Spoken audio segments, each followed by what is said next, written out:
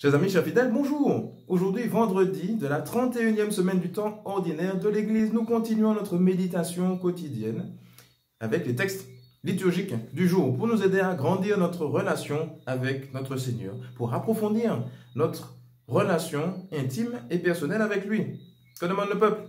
Alors aujourd'hui, l'évangile qui nous est proposé par la liturgie est l'évangile selon saint Luc au chapitre 16, versets 1 à 8, cette parabole dite de l'intendant avisé, intendant malhonnête, qui reçoit d'ailleurs les éloges de son maître à la fin de la parabole. Alors, pourquoi il reçoit les éloges? Non pas qu'il encourage, mais il est admiratif devant la capacité de résilience de cet intendant qu'on a découvert comme étant quelqu'un de peu fiable.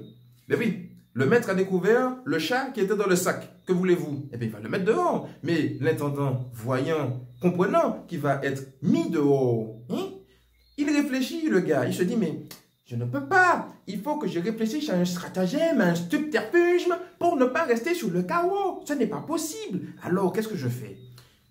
Travailler la terre? C'est pas possible. Mendier? J'aurais honte. Je sais.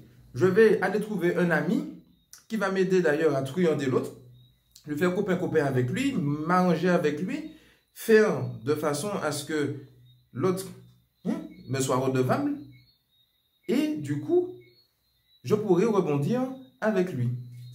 Et il y en a là-dedans, dans cet intendant. Et d'ailleurs, Jésus de conclure pour l'évangile d'aujourd'hui, en effet, les fils de ce monde sont plus habiles entre eux que les fils de la lumière. Et malheureusement, on fait le constat que c'est tellement vrai, mais dans différents exemples de la vie quotidienne. Par exemple, les réseaux sociaux. À la base, c'est quelque chose de positif, qui nous met en relation les uns avec les autres. Sauf que on a perverti la chose de l'intérieur pour nous rendre addicts à ces plateformes.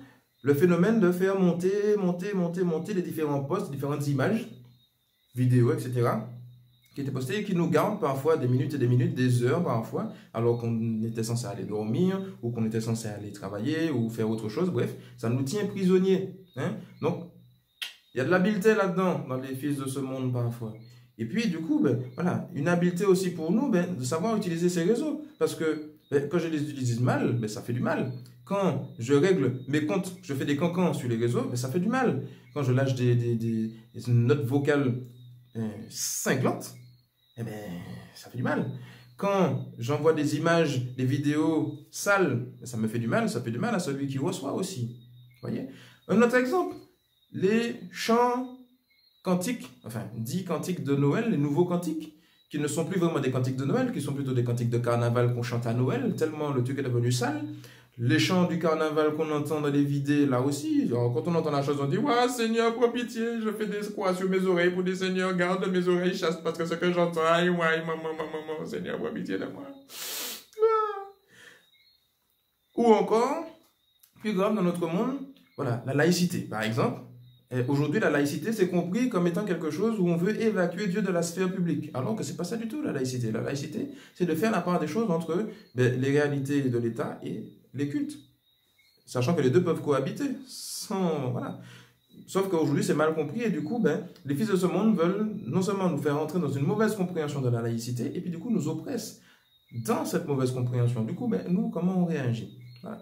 Autant de choses qui nous font donc réfléchir. Et du coup, la question que cet évangile nous pose aussi, si l'intendant, lui, son objectif est de ne pas rester sur le carreau, et il est prêt à utiliser des moyens frauduleux pour ne pas rester sur le carreau. Donc, comme quoi, la fin ne justifie pas toujours les moyens. Du coup, nous, notre objectif, c'est quoi? Et quels moyens allons-nous utiliser pour atteindre ces objectifs?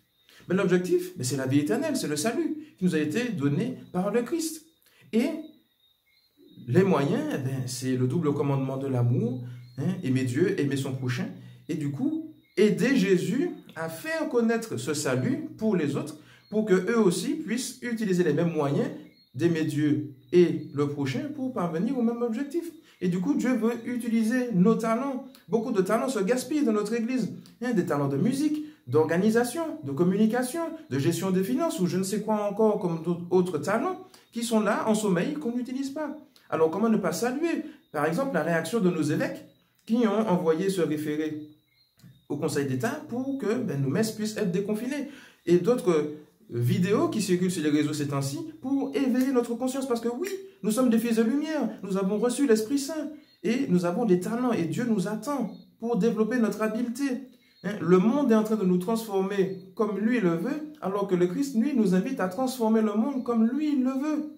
Alors oui, réveillons-nous et que le Seigneur nous aide à être des enfants habiles pour son règne et pour sa gloire. Bonne méditation à tous et bonne journée.